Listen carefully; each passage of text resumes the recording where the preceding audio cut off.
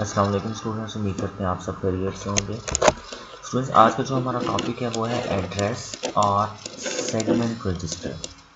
तो हमने पीछे रजिस्टर्स के बारे में बेसिकली हमने मालूमात कुछ पढ़ी थी कि रजिस्टर्स भी क्या होते हैं। बेसिकली एक किस्म की मेमोरी होती है जहाँ पर हमारा डाटा भी सेव होता है, जहाँ पर एड्रेस भी सेव होता है। ये हमने रजिस्टर की टाइप्स में पढ़ा था कि कौन कौन सी चीज़ें कौन कौन सी रजिस्टर में सेव होती हैं।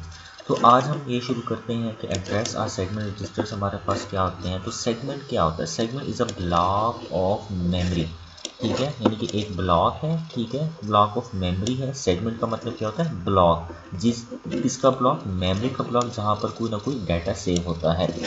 एड्रेस और segment registers are used to store the address. जैसे कि नाम सजेस्ट करता है कि एड्रेस रजिस्टर क्या काम करेंगे कि जो डाटा हमने फेच करना है या जो डाटा हमने एग्जीक्यूट करवाना है उस डाटा का क्या सेव करें? एड्रेस सेव करें of memory block of the instruction being execute, यानी कि जो इंस्ट्रक्शन एग्जीक्यूट होनी है उसका एड्रेस जो है वो इस बॉक्स में आ जाए।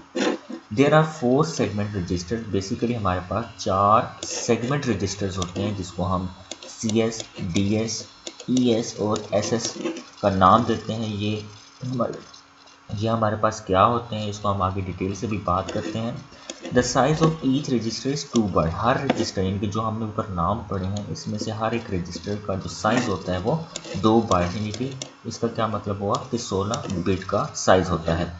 These registers are used with IP register or index register, DI and SA, यानी कि जो सेगमेंट रजिस्टर होते हैं ये जो हमने पीछे IP एड्रेस पढ़े थे, DI और SA इनके स्टैक इंस्ट्रक्शन पढ़ी थी, उसमें ये इसका इस्तेमाल होता है। सेगमेंट रजिस्टर इन रजिस्टर के साथ इस्तेमाल होती हैं।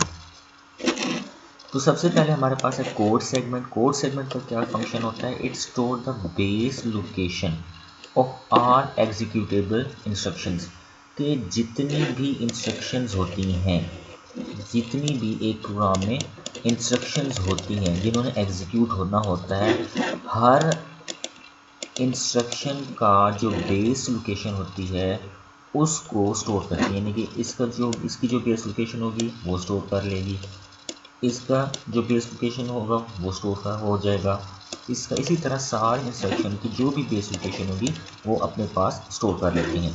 It is use with IP register. और ये कोड सेगमेंट रजिस्टर किसके साथ इस्तेमाल होता है? IP रजिस्टर के साथ इस्तेमाल होता है टू फैच प्रोग्राम। क्यों? क्योंकि उन्होंने प्रोग्राम की इंस्ट्रक्शन को फैच करके अपने पास सेव करना होता है, यानी कि सारी की सारी चीज़ें ऑलरेडी कोड सेगमेंट के पास पड़ी हों। नेक्स्ट हमारे पास है डेटा सेगमेंट। इसका क्या काम है?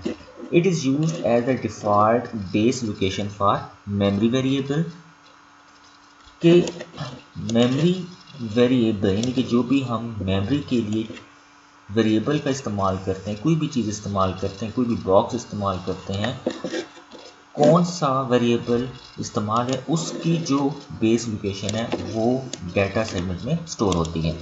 It is use with DI और SA रजिस्टर। ये जो हमने पीछे पढ़ा कि डाटा सेगमेंट DI और SA रजिस्टर के साथ मिलकर काम करते हैं।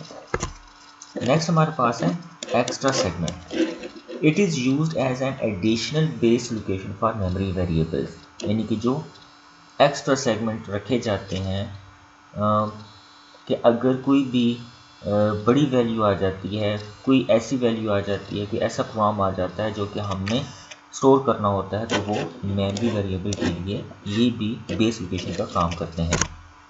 नेक्स्ट हमारे पास है stack segment. It contain the base location of the current program stack, कि उस वक्त जो इंस्ट्रक्शन चल रही है, जो प्रोग्राम चल रहा है, उसकी जो भी बेस लोकेशन बनती है वो किस में आ जाती है? स्टैक सेगमेंट में आ जाती है। हमने पिछले लेक्चर्स में ये देखा था कि स्टैक क्या होता है? एक किस्म की अलमारी है, ठीक है, जहाँ पर आप बुक रखते हैं। तो बुक उठाना कौन सा चीज़ है? जो सब पे टॉप है। हालांकि सब पे टॉप पे आने वाली बुक सबसे एंड पे रखी जाती है, लेकिन सबसे पहले सर्व होती है, ठीक है। तो ये इसका काम होता है, स्टैक सेगमेंट का काम होता है। नेक्स्ट हमारा जो छोटा सा टॉपिक है वो है इंस्ट्रक्शन सेट। इंस्ट्रक्शन सेट की सबसे पहले डेफिनेशन हम देख लेते हैं। Set of all instructions that a CPU can perform, कि वो तमाम इंस्ट्रक्शन जो कि CPU परफॉर्म करता है वो इंस्ट्रक्शन सेट कहलाता है। Different types of CPU can execute different instruction set. मुख्तलिफ़ किस्म के आपको CPU मार्केट में मिलते हैं, उनका जो स्टाइल होता है, उनका जो अंदाज़ होता है, वो इंस्ट्रक्शन सेट डिफरेंट तौर पर एग्जीक्यूट करते हैं। Normally a modern CPU can execute 80 to 120 instruction के जो नॉर्मली CPU आपको मार्केट में मिलते हैं वो 80 से 120 इंस्ट्रक्शन जो है वो एग्जीक्यूट कर सकते हैं। तो इंस्ट्रक्शन की टाइप्स कौन सी हैं इसको भी हम डिस्कस करते हैं। Data instruction data transfer instructions हमारे पास है, अरिथमेटिक एंड लॉजिकल इंस्ट्रक्शंस हैं, इनपुट आउटपुट इंस्ट्रक्शंस हैं, कंट्रोल ट्रांसफ़र इंस्ट्रक्शंस हैं। तो इस लेक्चर में हमने ये दो डिस्कस करनी है। इंशाल्लाह नेक्स्ट लेक्चर में हम IO इंस्ट्रक्शंस और कंट्रोल ट्रांसफ़र इंस्ट्रक्शन को डिस्कस करेंगे। तो डाटा ट्रांसफ़र इंस्ट्रक्शन हमारे पास क्या है? The instruction use to transfer data, जैसे कि नाम भी सजेस्ट कर रहा है कि ऐसी इंस्ट्रक्शंस होंगी जो कि डाटा को क्या करेंगे, ट्रांसफ़र करेंगे। कहाँ से? क्योंकि कंप्यूटर आर्किटेक्चर एक कंपोनेंट से दूसरे कंपोनेंट से अटैच होता है, तो डाटा कैसे ट्रांसफ़र होता है? From one component to another component during program execution. जैसे ही प्रोग्राम एग्जीक्यूट हो रहा होता है तो कंप्यूटर में एक कंपोनेंट से दूसरे कंपोनेंट को मैसेज लाजमी डिलीवर करना होता है। तो ये कैसे डिलीवर होता है, इसको हम क्या कहते हैं? डाटा ट्रांसफ़र इंस्ट्रक्शन का नाम देते हैं। All CPUs provide different instructions to different data, कि जितने भी CPU होते हैं वो इंस्ट्रक्शंस को ट्रांसफ़र करते हैं। प्रोवाइड डिफरेंट इंस्ट्रक्शन, मुख्तलिफ इंस्ट्रक्शंस प्रोवाइड करते हैं। क्यों? क्योंकि उन्होंने क्या करना होता है, डाटा को ट्रांसफ़र करना होता है। A programmer can use these instructions to move data in CPU। Programmer क्या करता है, इस इंस्ट्रक्शन को इस्तेमाल कर सकता है ताकि वो CPU के अंदर रहकर एक कंपोनेंट से दूसरे कंपोनेंट को डाटा ट्रांसफ़र कर सके।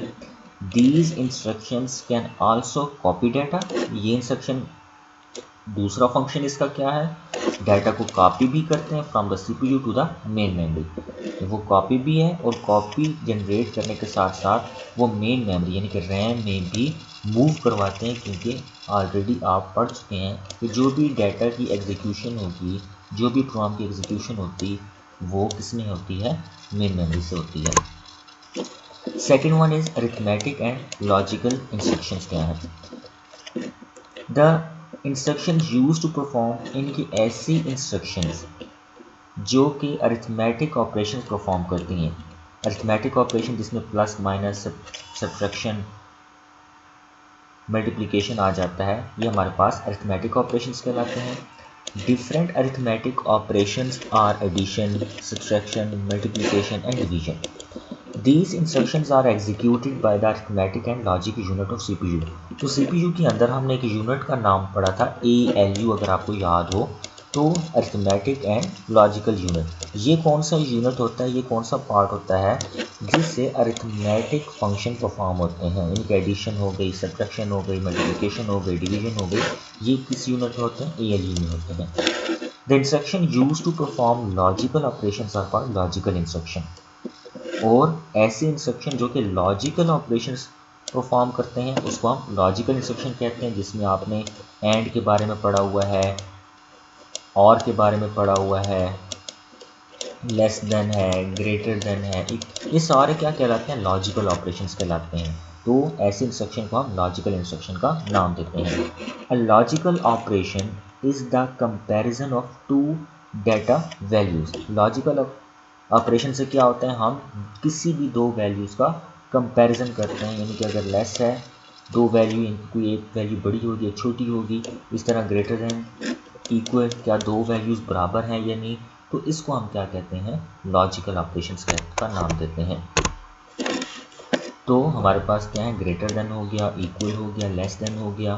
तो ये instructions are executed by the arithmetic and logical unit. तो ये वाली इंस्ट्रक्शन जो हैं वो कौन एग्जीक्यूट करता है? Arithmetic and logical unit. तो बच्चों आज का लेक्चर यहीं तक था। अगर किसी का कोई भी प्रॉब्लम हो आप कमेंट सेक्शन में पूछ सकते हैं। Thank you so much. अल्लाह हाफिज़।